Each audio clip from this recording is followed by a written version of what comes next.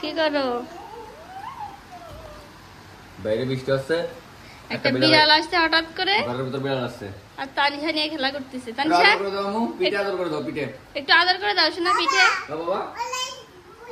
হ্যাঁ লাজ বিয়ে গেছে, তুমি পিঠে আদর করে দাও, পিঠে আদর করে দাও বিড়ালকে, আদর করে দাও, থাক লাগা দেন লাগা দেন বাবা। ওর পিঠে আদর করো শোনা।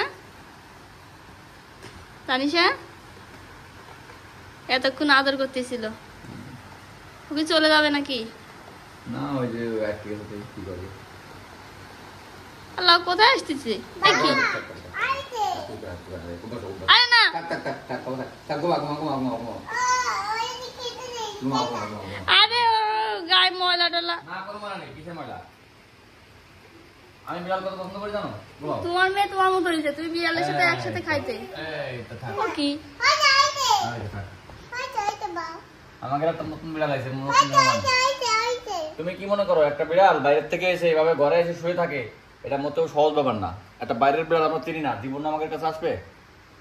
হ্যাঁ ওরাও তো চিনি না বিড়াল। তাহলে ওই যে খাওয়া যেটা আছে আদর করেছে তানিশা, ও ও খুশি হয়েছে। থাক, এই তো সুন্দর সুন্দর। এই দেখে না যাবে না, যদি এইভাবে তুই এর এত খাটিয়ে দাও।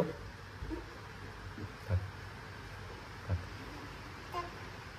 মারবা না? হ্যাঁ আচ্ছা, ঘুমা ঘুমা ঘুমা ঘুমা ঘুমা ঘুমা ঘুমা না।